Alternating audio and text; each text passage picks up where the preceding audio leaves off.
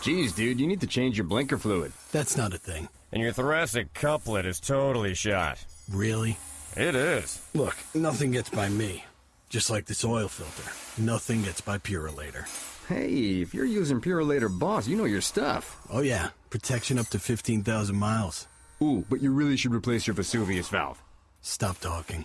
Purolator oil, air, and cabin air filters. Nothing gets by us. Available at Advance Auto Parts, Pep Boys, and other fine retailers. Blog Talk Radio. Howdy, race fans. How the hell are you? Steve Big Sweat Billmyer here, hosting another episode of that highly rated internet radio program, Racing with Big Sweat.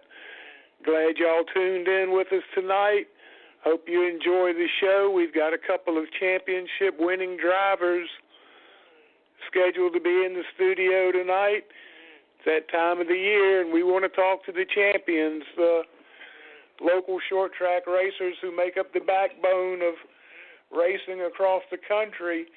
If you know of somebody that you think should be on the show that deserves a shout out or a little recognition, just send me a message, either a personal message or message me at my Facebook groups, Racing with Big Sweat or NASCAR and Other Racing. You can find me at both of those. So let me know if you know somebody, and we'll sure get them on. I just walked in, been outside. Let me see who else is here today. How about my producer, the man about town, the man that makes all this possible, Mr. CJ Sports. You there, CJ? Yes, sir. Yes, sir. Glad to be here tonight. Looking forward to hearing from two champions. Very excited about this tonight. Definitely so. Definitely so. It's people we like to talk to and like to talk about here on Racing with Big Sweat. Let me see if my partner with crime is here, my co-host from down Mississippi way, the man, the myth, the legend, Mr. Chris, Yellow Caution Flag Creighton. How about you now, Mr. Steve Billmyer? How you doing, crew chief? How you doing, Mr. CJ Sports? Oh, I'm just like an old man's balls in a pair of boxer shorts. I'm just hanging out. How about you? Lord, you just reminded me of my grandfather. Amen. Hallelujah, and God bless his soul.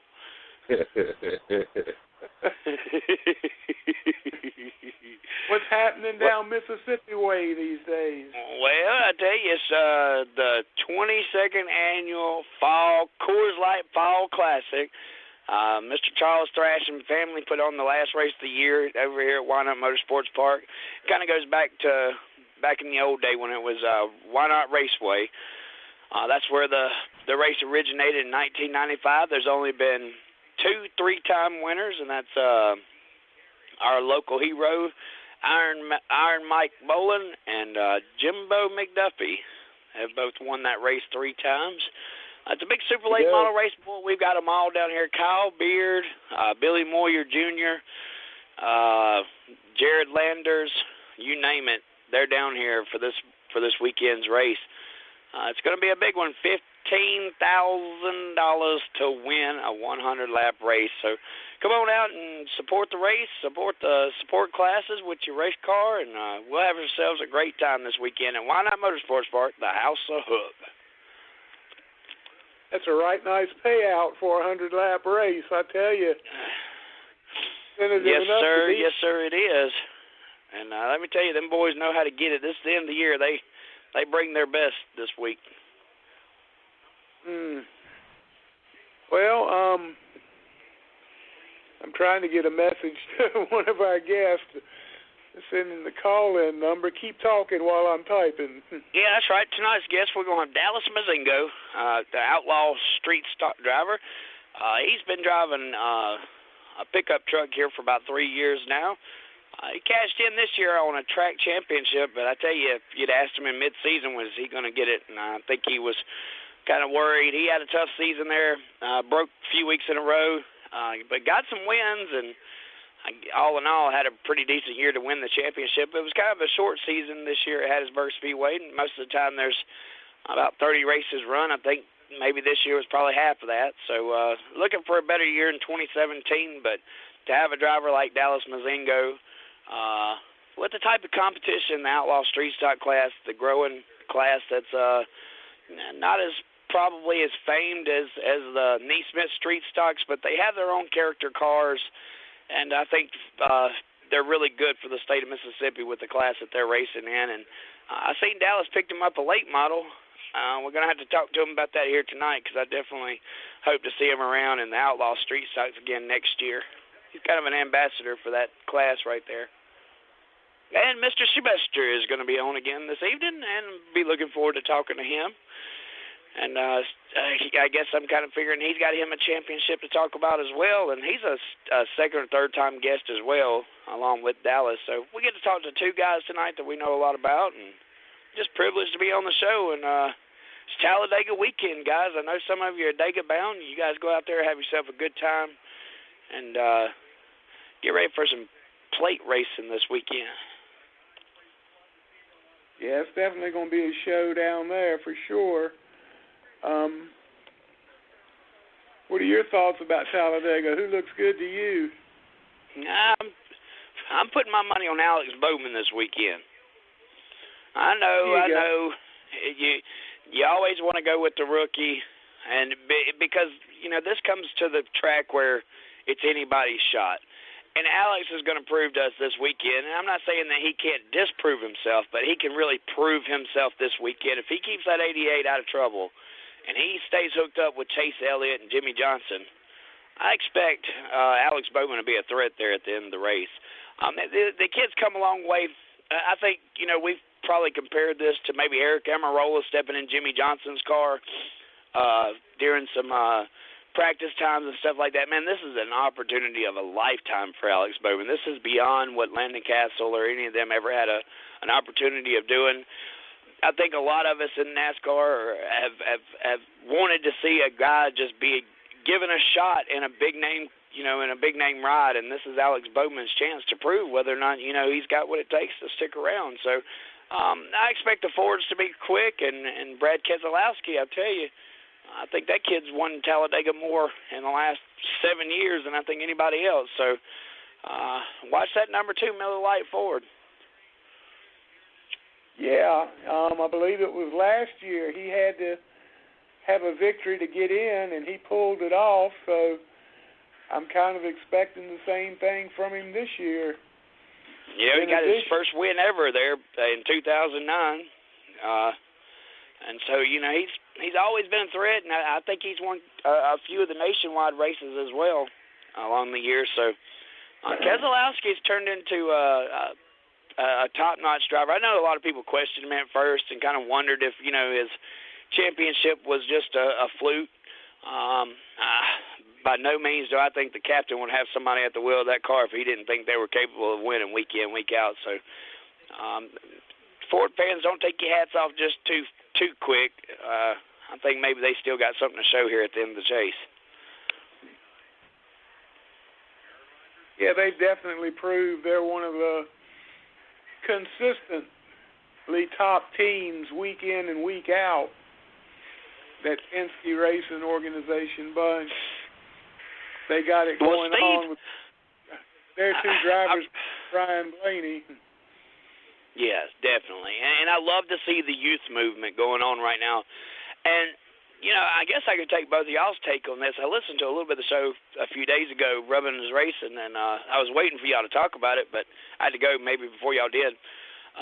They're discussing now limiting Cup drivers. And when I read that article, I thought, my goodness, Steve, CJ Sports, they're listening to our show, because that's exactly what we've talked about, how there's this younger breed of drivers. They already have a developed fan base, and it's time for them to have that kind of attention. And to hear it coming from the big wigs in NASCAR, I really think that we're going to see a change coming here. And I don't want to limit ourselves to what we talk about in racing, because like it's all tied in together some way or another. It'll be really nice to talk about some of these kids and leave the Cup drivers to being the famous Cup drivers. it kind of dilutes the series, in my opinion, to have a Cup driver winning every weekend in one of these lower divisions. Well, I understand what you're saying, but I'm one of those, I don't believe in limiting any driver. If he wants to race, let him race. And if he beats you, well, it's interesting that you say that, Steve, because I worked for a promoter who told me a long time ago when I first got in this business, he said, look, I don't want to penalize a driver because he wins. And, when you really take to heart what he says there, it's true. Sometimes, a driver's only going to win so long, and then it's going to be somebody else's turn. So no matter what, there's always going to be somebody winning. And the promoter just didn't believe that, it was the place of the track promoter to penalize a driver because he was winning. Let somebody else build something big enough or run fast enough to run him down, because that kind of adds to the excitement when somebody finally does run him down. But there again, I can see it from the other side where, a lot of times it's the Kyle Busch show in the Nationwide Series, and it's not been the Busch Series for a long time. But I think over the last 10 years, they've never really quite shook the Busch Series, because Kyle Busch is just unbeatable when he gets into a car. It'll probably be called the Busch Rule. When this is all said and done, it'll be called the Busch Rule because of the success that Kyle's had in both the other series. Do you think it would diminish a driver's victory if he won knowing that he wasn't allowed to race against all the top drivers, that the top drivers had been excluded from what he had been racing in? Do you think that would diminish his accomplished? In a way, I understand what you're saying, Steve, because in order to be the best, you got to beat the best. I think a lot of this is coming down to sponsorship. I think a lot of this has to do with a rebranding of NASCAR. They're thinking deeper than what we've been able to conversate on the radio and stuff. I really feel that NASCAR is seeing the early warning signs. They do not want to fall apart like IndyCar. They don't want to be in that kind of controversy like Tony George and all that. I know y'all remember that back in the 90s. I really think that the Francis have owned this operation for a really long time, and though Brian France has been questioned many times before, he's also made a product work better. Now, I've argued many times that, you can't really read into they only got a 2.2 on the viewer rate, because these days there's so many different ways for people to actually follow the race. And it used to be the only way that you could follow the race was by TV or radio. Yeah. It's hard to keep up with the average fan now. And being that most races are snoozers these days, lack of cautions, lack of excitement, people are just, they're doing their daily thing, and they're checking back on Twitter, and they're catching the updates and stuff like that. So I don't think that there's any less viewership. I think that there's less fans sitting down at a TV these days watching the event. So that means that NASCAR's got to think about the sponsorship side, because, they feel like the sponsors feel like they're not getting what they're supposed to get out of it. How are you going to have a big-time sponsor a kid that they've never even heard of, and those guys feel confident that they're making a good investment? We're talking about investment money here with advertisement. And so I believe that this move is more in effect to give sponsors a little bit cheaper avenue to go down, and to possibly grow their operation, kind of similar to what 5 Hour Energy did when they took the chance for Clint Boyer. People realize that was a 10-race deal with 5 Hour Energy, and they've stuck with him for this long, and now they're going to go to Eric Jones. So I think with nationwide drivers able to go out and compete against themselves, you're going to have that guy who's winning. You're going to have that sponsor who wasn't ready to go to Cup yet. They wanted to protect their investment. And that's going to build sponsorships into the lower series. What do you think about that, Steve?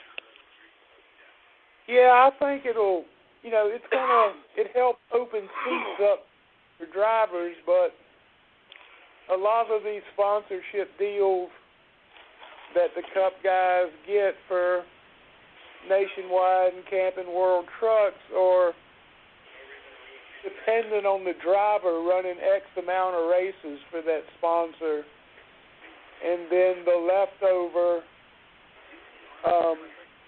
races, the team gets to choose one of their young drivers, one of their up-and-coming drivers, to put in the car and give them a shot.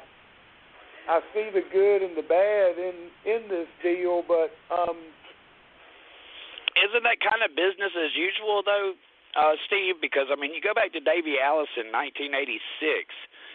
Nobody had heard of Davey. Everybody knew who Bobby was, but then all of a sudden he got a ride into the number 12 Budweiser. It was Neil Bonnet, right? Neil Bonnet was in that car, and he got hurt at Pocono or something like that. So at Talladega, they picked Davey Allison to get in that car, and I'm sure that it had something connected to who you know at that time. Yeah, definitely so. Just, a case of being in the right place at the right time more than anything else. So, I think that you're always going to have that friendship. Mark Martin picked out Joey Logano and a few others, too, throughout the years. And, it's interesting. Ken Schrader goes to a lot of these dirt tracks and all, and it's been a long time since we heard Ken Schrader kind of get behind the driver and say, that this one's going to be the next guy, or even Kenny. And, you kind of hope that they're going out there trying to scout the next talent. Yeah, Schrader's one of those. He's always at the racetrack, so he's always viewing new talent and different talent. So you kind of look for him to bring somebody along and put in his cars that has the abilities. I got to work with Kenny. He's a hell of a guy to work with, a world of fun, and then he's a great race car driver on any surface. I mean, you just strap him in any kind of car on any kind of surface, and he's quite capable of beating you that night. Definitely a long-time driver, and he's going to be in Milton, Florida next weekend, racing at Southern Raceway. So if you guys are around the Pensacola area, go down there and check out Kenny Schrader. A guy by the name of Ryan Fowler actually told him that he wasn't going to win the race next weekend, that Ryan was going to take home the money. So building up a little rivalry down there. And I tell you, we watched one of our boys, our homegrown, Greg Hollingsworth, outran Kenny Schrader at the first of the year at Magnolia Motor Speedway back in February at the Frostbuster. Yeah. I tell you, nothing like a little rivalry to get things stirred up. Well, sometimes it stirs on people's Fruit Loops, but they'll get over it. And that's kind of the excitement that I think a lot of the sport's missing, especially in the upper sport. There's so much diversity right now in racing and so many different kinds of racing. I think NASCAR's always been set apart because it was the good old boy sport. And, as they've kind of gotten away from that, I think that they're in a totally new transition phase where they're really going to have to go out and market themselves to new fans. We can speak about how great racing is all we want to, but I feel as they get into the marketing and they get more games out and stuff like that NASCAR will be just fine. But I'm glad to see that they're continuously trying to evolve into a better product. Yeah, Cup racing is really starting to evolve right now with drivers like, Jeff Gordon retiring, Tony Stewart calling it a career at the end of this year, other drivers, Junior and Jimmy Johnson hitting into their 40s and wondering how much longer they're going to run. But there's so many young drivers waiting in the wings for a quality seat. Look at these guys that Joe Gibbs Racing has lined up, the young talent that they've got under their umbrella. Right. Look at Todd Gillian. They definitely don't have enough seats to go around for all the drivers that they've got. So they're having to do situations like Eric Jones and kind of farming them out to Furniture Row and things like that. I think it's going to make a big change in the sport here in the next few years. You brought up a good point there, too, Steve. It seems to be that TRDs put all their eggs in one basket. Could that be harmful down the road? I mean, we watched Ford for years put out a lot of good drivers in the beginning series, only to see them jump ship to go to Cup. Is this something that TRD needs to be worried about? I think it's just going to be a case of if a seat opens up, you know, you got to jump on it. You got to take it. If you're a young driver, and even if it's not a team in your brand or in your one of your teammates that the seat opens up in, you got to consider taking it. Right. Because, like I said, with the amount of talent that's out there waiting on the limited number of seats that are available, you know, you can't pass up an opportunity. You never know when you might get another one. Right. And where did this William Byron kid come from? I mean, I think it was June before I realized, wow, who is this kid? And he come on about as quick as Eric Jones. Definitely, and he took the right opportunity. And that's a Toyota driver that, you know, didn't make it past the Craftsman Trucks or the Campbell World Truck Series before he was already picked up by another organization. I know how bad Ford hurt when Jeff Gordon pulled what he pulled and went to Chevy. I feel like something's going to happen with TRD, and they're going to, you know, that kind of thing just happens in racing. That's just the way it is. And so one of these drivers that's coming out of this TRD program, they're going to be the next big thing. And I don't know who it is. Maybe it's Eric Jones. Maybe it's William Byron. Maybe it's Daniel Suarez. Yeah. Yeah, there's a lot of quality drivers out there. It's just, and some of them you kind of, you know, like you said, you wonder where did they come from. Alex Bowman is a, you know, good example of that. Alex Bowman was pretty much under the radar until they dropped him in Dale Jr.'s car, and he's done very good job. And, you know, so many times go ahead, Steve, sorry. Go ahead.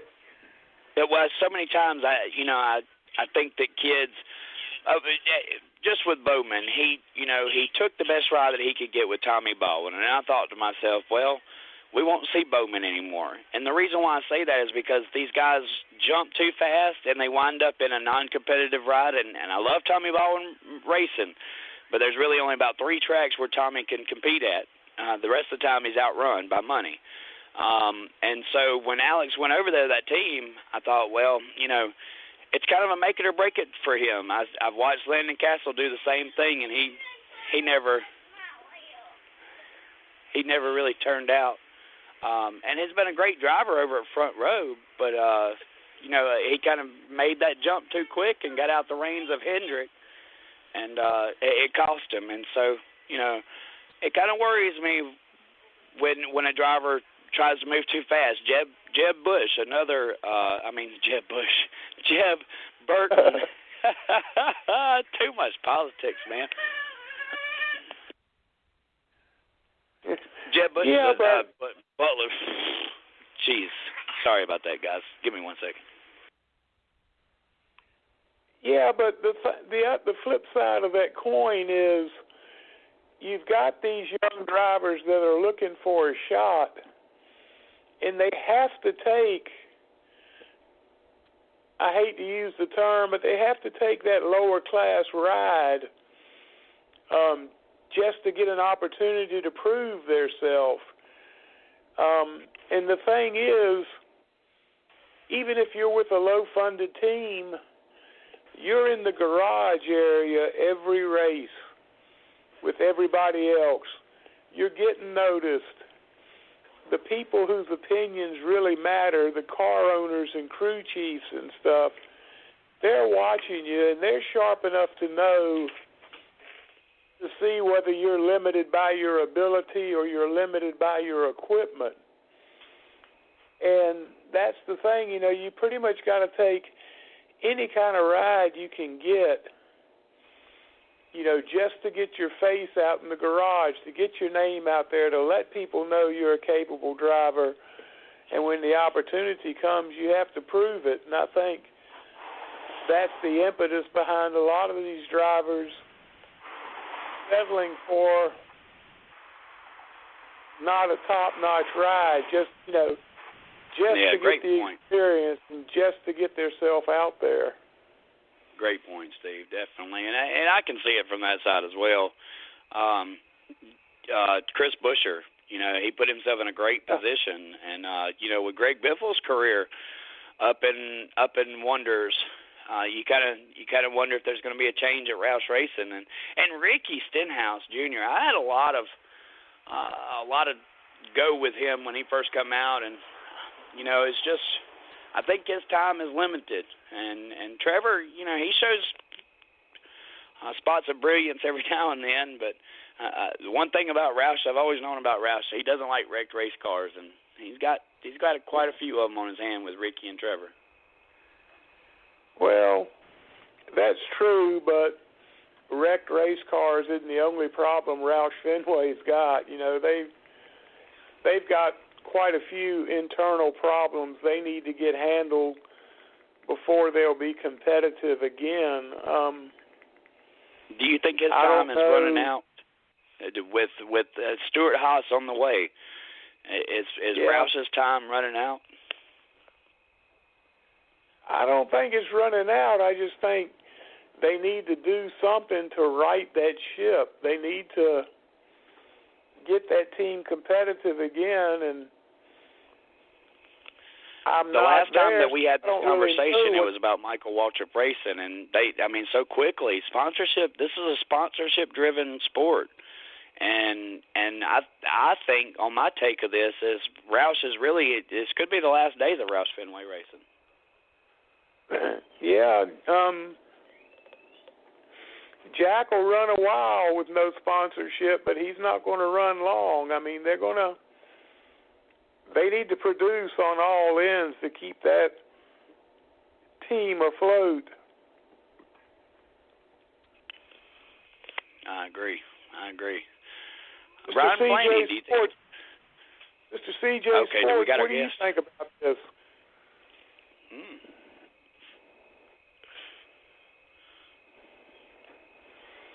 Don't everybody Mr. talk at once. Mr. Producer. he doesn't kick back over there. I've listened. I'm doing 20 cities at once. Obviously it's a sponsor-driven sport, like you guys said. And I agree with Steve. There's quite a few issues over at Roush Fenway. I can remember once upon a time with Carl Edwards and Greg Biffle and even Kurt Busch that Roush Fenway was one of those teams that you feared that at any given weekend they would win a race and talks of winning the championship. I know that Greg Biffle was on the verge of winning the championship a couple years over there at Roush Fenway, and all of a sudden you can't get talented drivers for I'm not trying to say that Ricky Stenhouse and Trevor Bayne have no talent. I mean, Trevor Bayne has won the Daytona 500, but you're not getting that same quality that once upon a time that Roush Fenway was getting, and there's a reason for it. And I agree with Steve. Things have got to change. There's got to be something. There's something that the Cat in the Hat's got to do to turn that program around before sponsorship becomes an issue, and you end up being one of those teams that are only able to sign the Alex Bowmans and the driver, the Chris Buschers and stuff. So something's got to happen. Yeah, definitely. The age of these guys is only going up.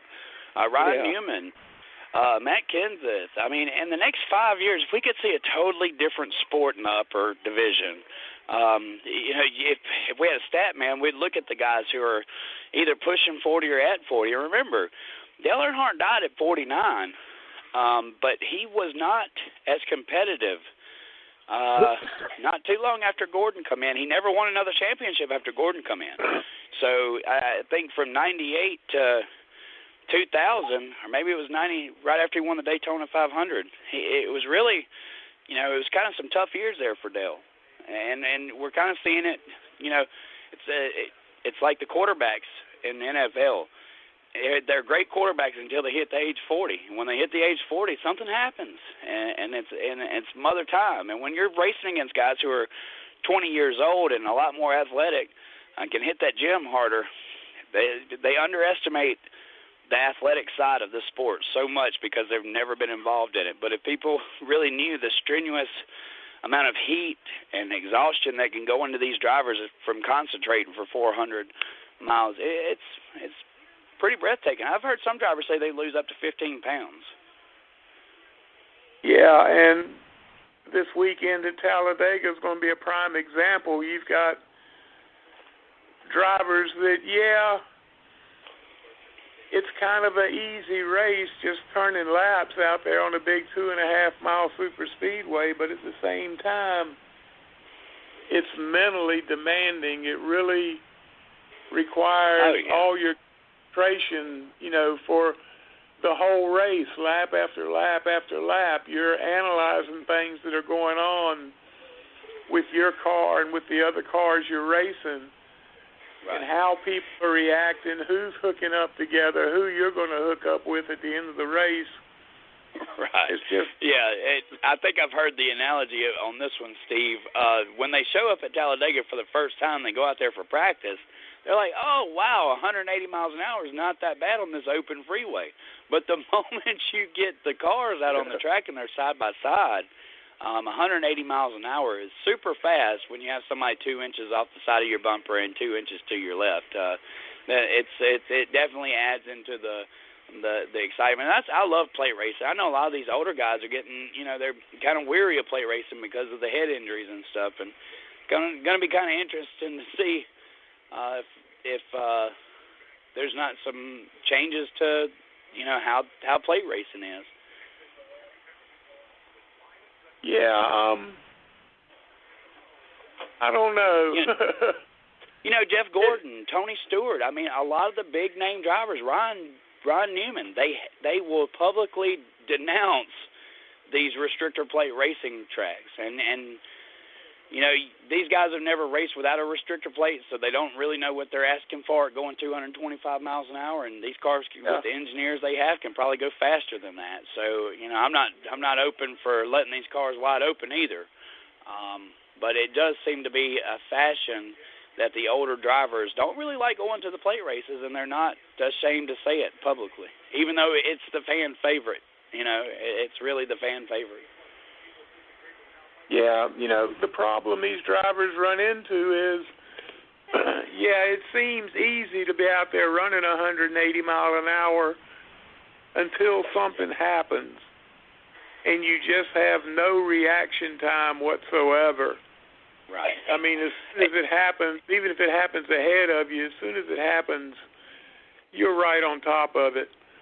And I don't care how many bolts are in those fences, sir. If those cars are going 235 miles an hour at Talladega, eventually one of those race cars is going to wind up in the grandstands. And I mean, you see the aerodynamics. You've seen what can happen in an Indy car, and these are big old catch fences, and they can only hold so much. And I think it's just unthinkable to think of taking the restrictor plate off the cars. But you also have to wonder if there's something else that they have to do to prevent the driver, to keep the driver safer. Yeah, you hear a lot of fans say take the restrictor plates off, let them run and everything. Well, yeah, you could do that, but you would have to have the race on closed circuit television. You just couldn't put the fans in the grandstands with that level of danger, the way these cars get airborne.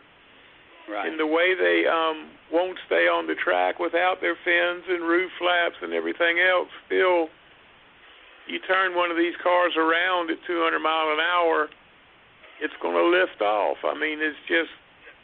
Look at Kyle Larson at Daytona a couple of years ago. That was, Kyle Larson took the whole backside of the fence out. I mean, it was amazing somebody didn't get killed. It's when you add the level of excitement with the speed and the side-by-side, eventually something's going to give, and and somebody will get hurt on the other side. And like you said, I mean, nobody wants to watch the race at Talladega on TV. People want to be there. They want to be a part of that experience. Yeah, you look at, how far that tire flew up into the grandstands that came off in the Kyle Larson wreck. Excuse me. I mean, how far are you going to have to push the grandstands back to make it safe for the fan to sit in the grandstand and watch these cars run these incredible speeds? Right. Another great point. I mean, there's old film of Stanley Smith going over the wall at or Jimmy Means, one or the other, going over the wall at Talladega. Now there's a whole track outside of the track, and it's for personnel to go completely around that racetrack, and it's double catch fence. In some places, and I know it's a full catch fence and one with a rail on the other side. But there's probably about 12-foot difference now between where you used to be right on the track. Now you're about 12 foot from the track. Yeah, you've got to take fan safety in consideration nowadays more than anything, because the cars have the ability to get upside down and get airborne, even on the 1.5-mile tracks. It's just, it all depends on which way you turn and which way you're heading. So I'm sure it's a problem that NASCAR keeps on the back burner and is constantly addressing and constantly looking for ways to improve the fan experience more than anything else. Well, the cars are safe, and we know that. The amount of G-forces that some of these higher-end cars have taken, the soft wall, the way the cars are built now, more center into the car instead of right there up against the door. All of these precautionary actions have saved the lives of drivers, and just like every other sport and anything else, as time goes along, safety becomes more and more of an issue, and it's definitely always something that I think NASCAR is well aware of. That's why they've been successful over the years. I see it coming down in the short track racing too. Just about every day you see somebody, selling a used Hans device because they got a better one, and that's, as long as you put in your safety first, you expect the danger that you're signing up for, but you're not putting yourself at anything that you didn't sign up for. Gloves and Hans devices and all the proper safety equipment is there for a reason. Yeah, it is, and it's an area you just don't skimp on. I mean, safety should be any race car driver's number one priority in his car, is to make himself safe, because you just never know what's going to happen at any given moment. So it's well worth spending the money on to get yourself in a safe position and eliminate that variable, not take that chance on getting hurt. If it comes down to needing a new Hans device or a new carburetor, you know what you need to do. The carburetor becomes second. Right. Always. Because we want the drivers, and we want this sport around a long time, and that's you're watching football right now, and they're already kind of worried because viewership's been down, and they don't know what the cause is. They don't know if it's the Trump effect or if it's the kneeling for the national anthem. They really don't have an explanation for it, and when you have a big sport like that it kind of reminds you of NASCAR. There was nothing wrong for a while, then all of a sudden things just started happening, and what we seen at Charlotte was, that should be eye-opener right there. And I understand that North Carolina was in a hurricane watch through most of the weekend and actually got a lot of flooding and all, and our hearts go out to everybody on the East Coast that were victims of Hurricane Matthew. But it was kind of sad to see such few folks at that race at Charlotte, and it was, a two-race day, and you kind of just expected a little bit more of a crowd there. Yeah, that was a kind of a bit of a sad showing, really, for Charlotte and for NASCAR as a whole. That Charlotte is the home track for the vast majority of the teams. They're all based in the Charlotte-Mooresville area. And you've got family and friends and co-workers and everybody there. And like you said, it just looked like nobody showed up. Yeah, Charlotte's a big town. You would expect it at least the town to show up. And I think, with Alabama, they just put out a thing, show up to Talladega. The 70% of the crowd comes from out of state, and I think it's really more than that. So and we're always saying support your local track. I guess if it's a big track, support it too, huh, Steve? Yeah, support them all. Don't, differentiate between the big time and the local short track. I mean, support racing as a whole, because we don't want this to disappear. We want racing to stay strong,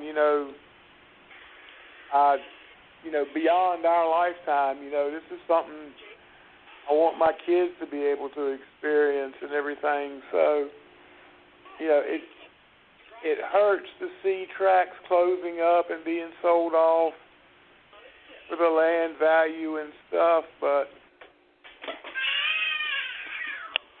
just evolution, really. I mean, it's the same thing I see here on the coast of North Carolina. There used to be a dozen good fishing piers up and down the coast, and they've gradually shut them down and sold them off because that beachfront property is worth so much, and now, there's maybe half as many or less fishing piers on the coast as there used to be. So, I'd hate to see the same thing happen with short track racing, where the land value becomes so much greater than the entertainment value of what they're producing. I think that's hard on the sport. And prime real estate. You don't see as many new tracks being built and open up as you see the ones that are closing down. Well, Stephen, I think we've talked about how to fix this before. Well, how we can fix this problem is by bringing NASCAR back to your home track. And we talked about this with the Truck Series, all the different places. You go back and look at racingreferences.com and all the tracks that the Truck Series used to race at. Those were not big venues, but there was something going good in racing then, and they really need to go back to that and see if, is it better to have a 10,000 fan venue sold out or 5,000 fans showing up at a racetrack that has a big time light bill?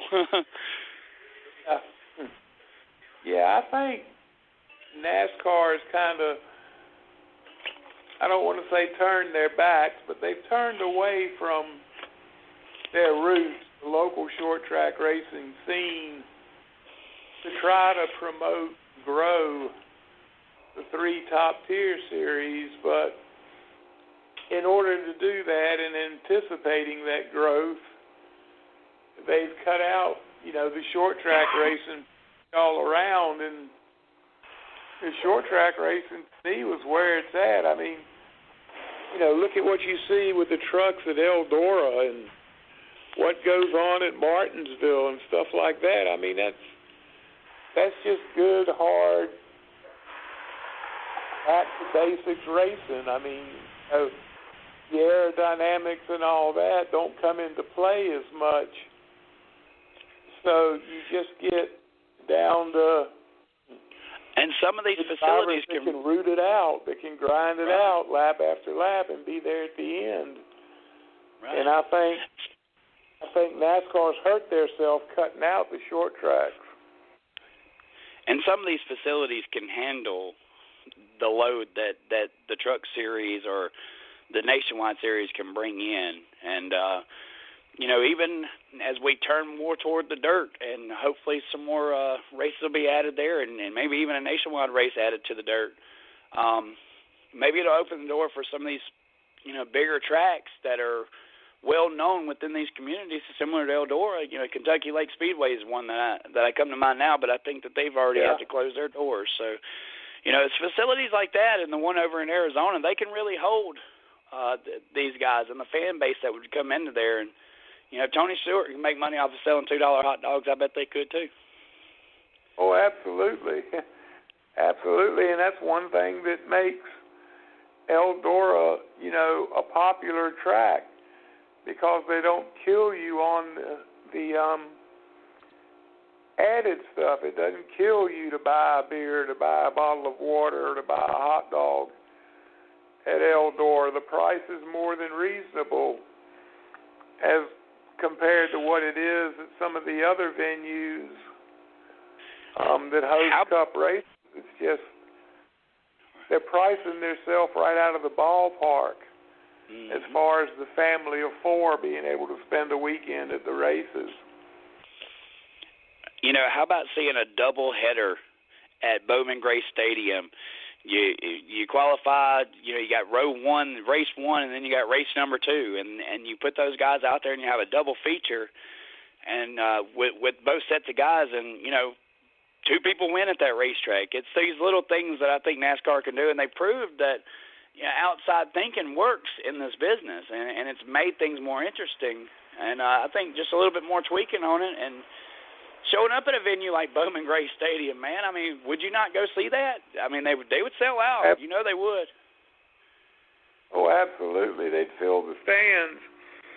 And I think if NASCAR would take a long, hard look at it, that would be a way to improve the racing and improve the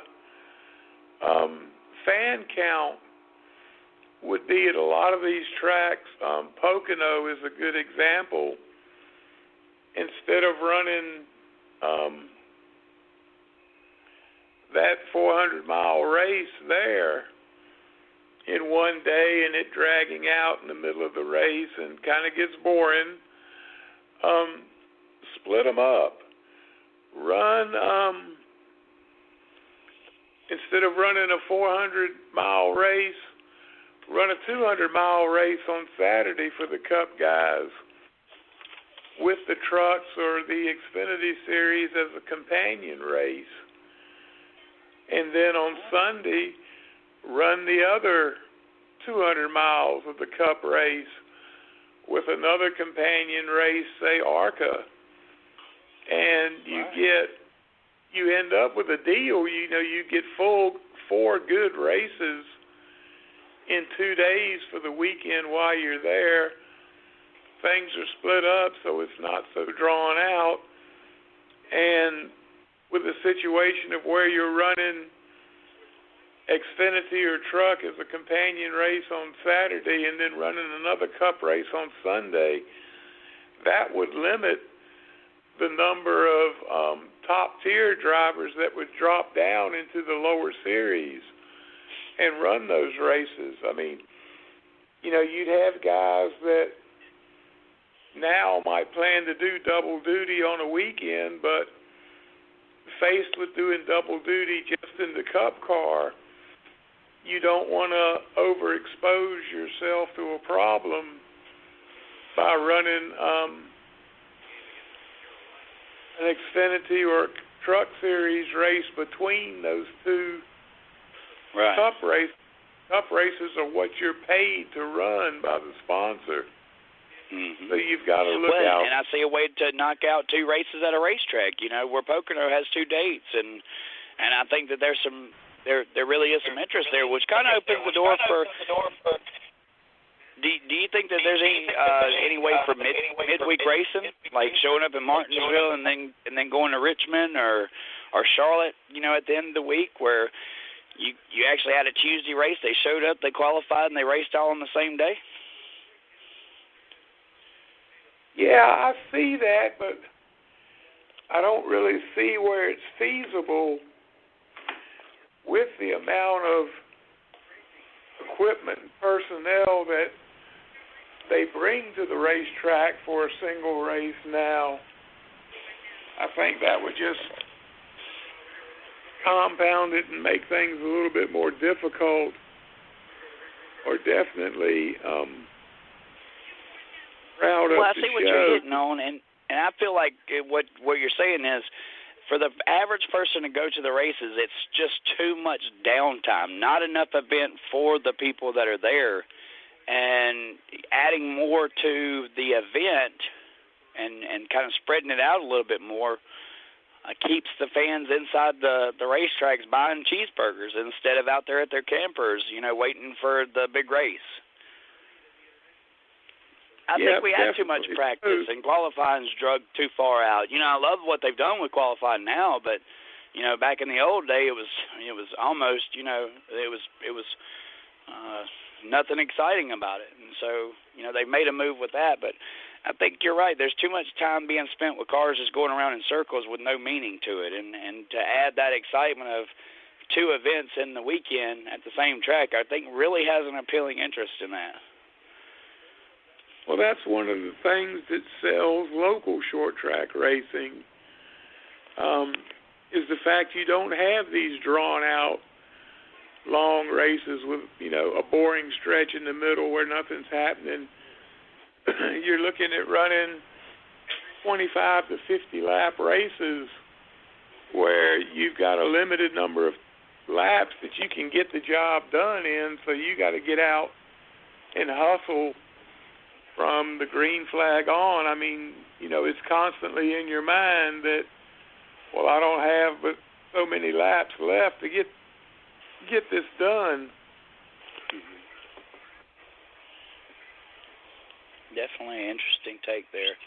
I'm not going to give up on the upper series, and I think that it dwindles down to the lower series. The upper series has definitely already looked at what's been successful from the short tracks. Heat races have been interesting. And I think that just more time and more development into what they're doing, they're moving in the right direction. And I'll stop anybody from saying that they're not. And, you have to give it to a sport that's willing to listen to the fan. And there's one sport above all of them that listens to the fan, and that's NASCAR. Sometimes they may listen too much, but, it's always nice to see moving forward. I think the chase thing is great. I think what they're missing in each chase is we should be eliminating somebody every race.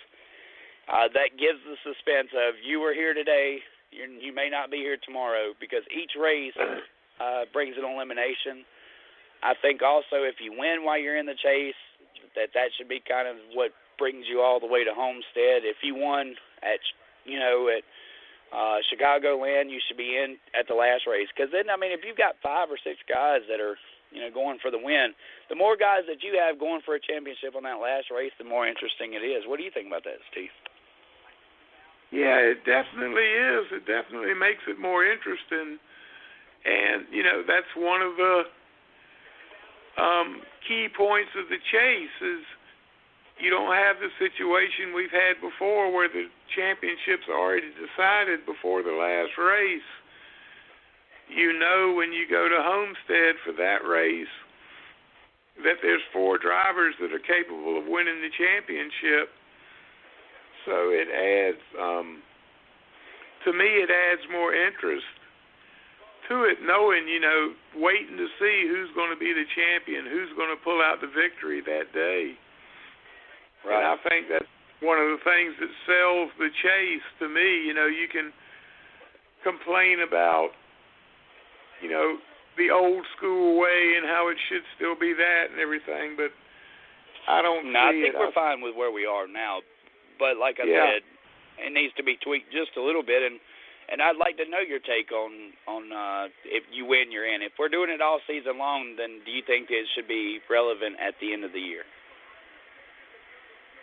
Yeah, well, definitely so, and to a degree, it is. You look at the Talladega race this weekend. There's 10 drivers that are looking at, I've got to win to advance. There's no other way around it. Yeah, I might do all right in the points, and I might get in on the points, but in the back of their mind, the drivers know, I got to win to advance. And that's the whole point of the chase, and that's the selling point of the chase, and I think it works great. Who's going to be the kamikaze driver this year that he's down to his last race and he knows he's about to get eliminated? Who's going to make that call to not get gas or keep those 4 tires on? Who do you think has that best chance? Martin Truex or maybe another driver? I don't see Martin Truex doing it. I don't see him having to be in a position where he has to do that. I'm looking more at drivers like Joey Logano and Brad Keselowski. Those are 2 guys that, when it comes down to it, they've proven that they're going to do whatever it takes to win. Kevin Harvick is another one, but he's already locked in, so that kind of eliminates him. But at the same time, Harvick's wanting to win just to eliminate another driver, to keep another driver from getting a victory in advance. So the Penske bunch and maybe Kyle Busch are the ones I would see that would really go on a balls-to-wall tear at the end to do whatever it takes to win that race. What do you think is wrong with Denny Hamlin? Do you think it's time for him to move? Yeah, Hamlin's kind of an up-and-down driver. He's proven he's capable of winning. He's won some big races so far this year, but it's kind of like, if things aren't going his way, then he doesn't, they don't improve, they don't adjust. They're just, if they're on, they're on, and if they're not, they're not. They either show up or they don't. So I think they're the weakest link in the JGR chain. I think they're the weak team, and he would be the one I would look to go in favor of a younger driver moving up, but he's locked in with FedEx, so I don't know how much he's really going to move, how much JGR is going to try to move it. I mean, and look at Hamlin's career. He's had more crew chiefs since Mike Ford. He's had more crew chiefs than I think any other winning driver. And is it a strong area is it kind of the crew chief's responsibility to keep these drivers' mentality focused, or what do you think is distracting Denny Hamlin? Because I agree, sometimes he's on his game and then other times he's not. Is that a team thing or is that a Denny Hamlin thing? I think it's a Denny Hamlin thing. I think some days his heart's just not in it, and he's decided early on that he's not in a competitive car that can win the race. And we've seen this with Junior. When you're beating yourself, you're not going to beat anybody, and they had to refocus. And it took a strong crew chief like Steve Letarte. A lot of times I kind of wonder if, when these guys keep a crew chief in their first years for a while, and then all of a sudden they have to, get another guy, they've kind of been programmed one way, and then they kind of search for that kind of like, I guess kind of in a relationship type deal. They want to feel closer to their crew chief. After that bonding with their first crew chief, Mike Ford was there for, 4 or 5 years? We've seen that with Osborne and Bob Osborne and Carl Edwards as well. Carl's just now kind of getting back focused again. He's on a good ride right now. Yeah, it takes a while to build that trust and friendship and teamwork up, and you have to learn your partner, and then to get comfortable with the crew chief, and then that crew chief leaving and you having to go start from scratch again with a new crew chief and build that relationship or anything. I know how difficult that is, because of how many times I've been married. I mean, you gotta right. Well, and Denny Hamlin was kind of run through the ranks, though. He was. And then she's gone, and you got to get another wife. I mean, I've been through that. Right. He come in really young, and you know he had kind of minimal experience. I believe he took over the ride from Jason Leffler, just unexpected, you know, and so all of a sudden Denny Hamlin was here, and you know he had a lot of success quick, and kind of goes back to Ron Newman. If maybe that's not been a problem for him as well, definitely something to keep our eye on. And you verified it. I mean, that relationship really means something. Yeah, it does. It's a big part of racing. I mean, the communication factor between the driver and the crew chief is a very big deal, and it's something you've got to have. And right now, you look at some of these organizations that are shuffling crew chiefs back and forth, and then you look at others like Chad Knaus and Jimmy Johnson, and you know, there's an example there of you build that relationship, you get the two people thinking as one, right, and it produces results. Hey, they can hammer each other and then be right back to business the next week, and they prove that time in, time out. I've heard ridicules on both sides of the fence when it comes to the Chad Knaus and Jimmy Johnson tirade. I mean, they have had times not been too close, but somehow they're able to get it back together. I think that's a real friendship there, though. That's the way that that's that kind of bond that makes you successful. Like you said, it's kind of like a marriage. You kind of feel what that other person is going through, and it would be interesting to see the level of success Jimmy Johnson has if Chad Knaus decides to become the race director at Hendrick Motorsports in the near future.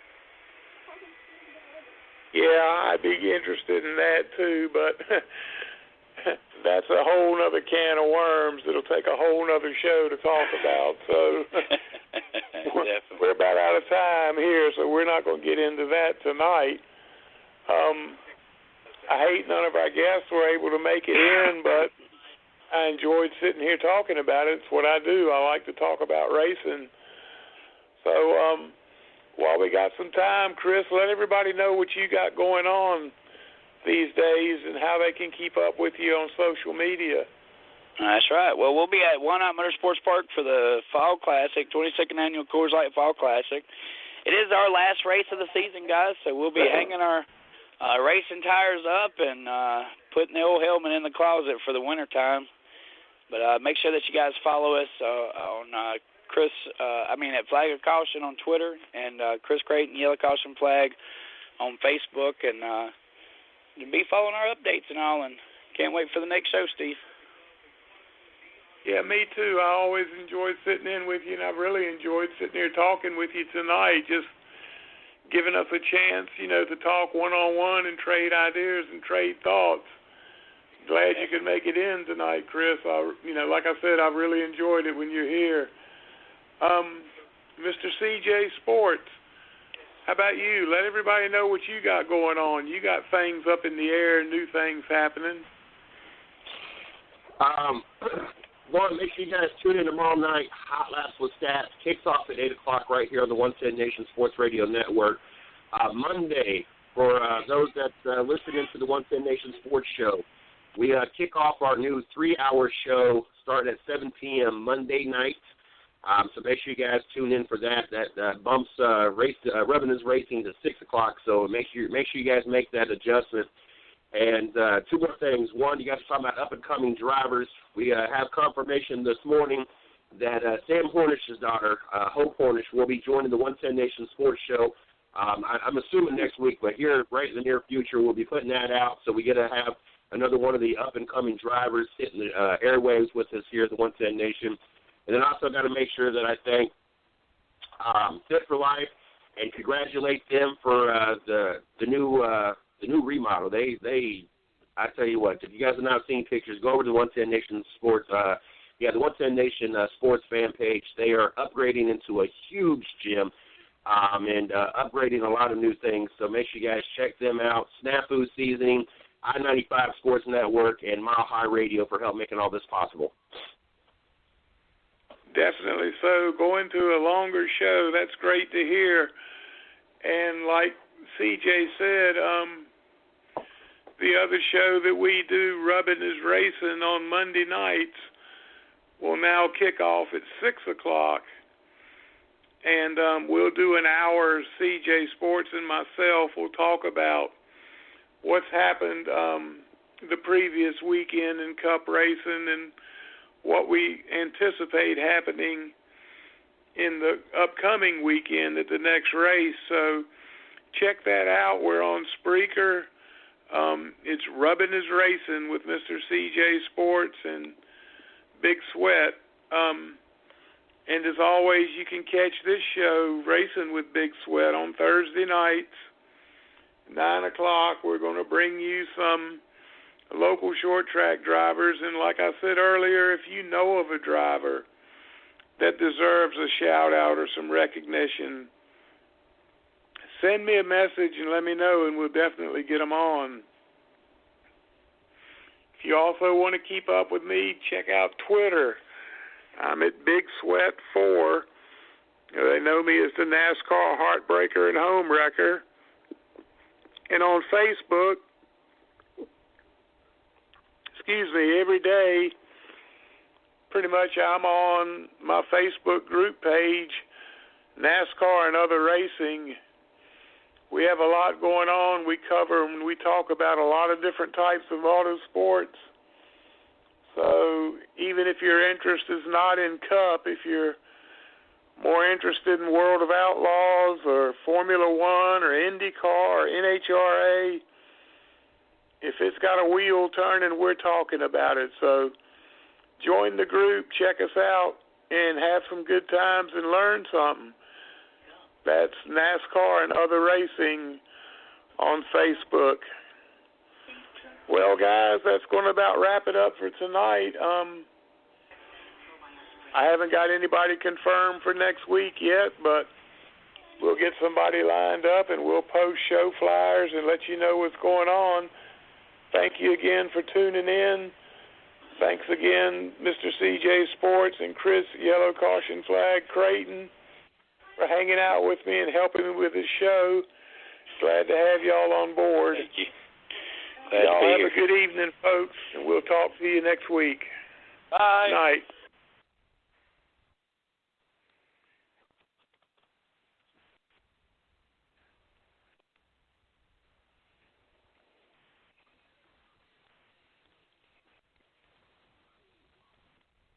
When you don't go to Geico.com, car insurance can seem intense. Like breakup R&B intense. I thought you said you loved the sweater that I got you. If you didn't, you could have told me. Geico makes it easy. Just go to Geico.com anytime to update or check your policy without all the extra drama. I even had a gift receipt